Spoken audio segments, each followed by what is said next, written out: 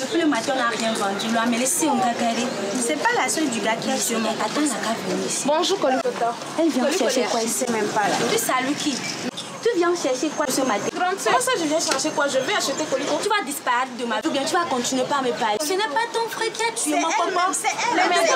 Et puis elle a le culot de parler. S'il te plaît, ne me niaque pas ce matin. Tu vas partir ou bien tu vas rester. Mais là, tous les filles là, on va noter. Ah, mais c'est là-haut, ma. Tu salues. Et puis elle est encore là. Tu vas partir. Calmez-vous. Oléa.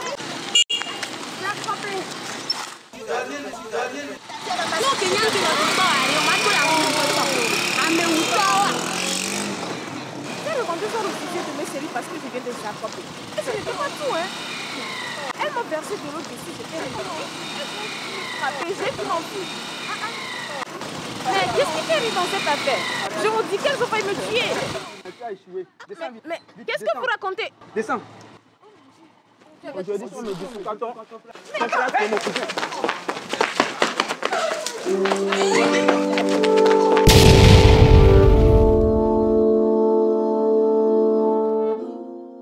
Fanny, tu me disais que tu étais partie à Tovegan la dernière fois. Ça s'est bien passé? Ouais, je suis partie à Tovegan, ça s'est super bien passé. En plus, j'en ai profité pour regarder l'épisode 2 de la saison 3 de la série Toxique.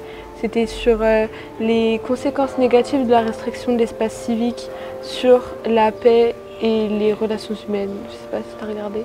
Oui, j'ai d'ailleurs suivi ça avec attention, hein, tu sais, parce que ça, c'est bien traduit, les conséquences que peuvent avoir les restrictions de l'espace civique sur la cohésion sociale. D'ailleurs, dans la série, c'est ce qui a conduit à la mort de mon papa.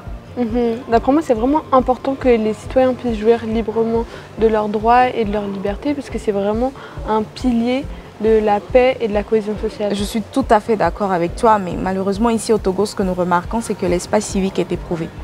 Et cela est dû à la non-conformité des lois aux standards internationaux, passant par le contrôle de l'administration sur les associations et la réticence des citoyens à faire recours à la justice. C'est même cela. En plus, la Constitution, dans son article 25, et la loi numéro 2011-010 du 16 mai 2011, qui a été réformée en 2019 et 2021, garantit à ses citoyens un cadre légal de jouissance de leurs droits et libertés. Et puis tu sais, même au-delà de ça, les standards internationaux comme la Déclaration universelle des droits de l'homme, le Pacte international relatif aux droits civils et politiques, même la Charte africaine des droits de l'homme et des peuples, tu sais, nous reconnaissent ces droits. Et d'après moi, l'État, il devrait vraiment tout mettre en œuvre et faire une priorité pour avoir un espace civique à ses citoyens qui soit sain, qui soit ouvert et qui soit surtout en conformité avec les standards internationaux. Puisque ce sont ses obligations en fait. Tu sais d'ailleurs, le rapporteur spécial des Nations Unies sur les droits à la liberté d'association et de réunion disait dans son rapport de 2019, si je me souviens bien, que la liberté d'association et de réunion ont une valeur non seulement intrinsèque, mais c'est un moyen de lutter contre la pauvreté et de réduire les inégalités.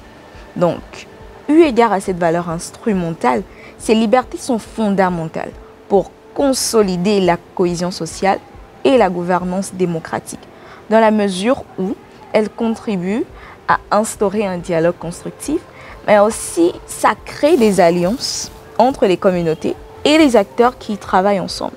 Donc, un espace civique ouvert et pluraliste qui garantit la liberté de réunion et d'association, ainsi que la liberté d'expression et d'opinion, est indispensable pour garantir le développement et la paix durable.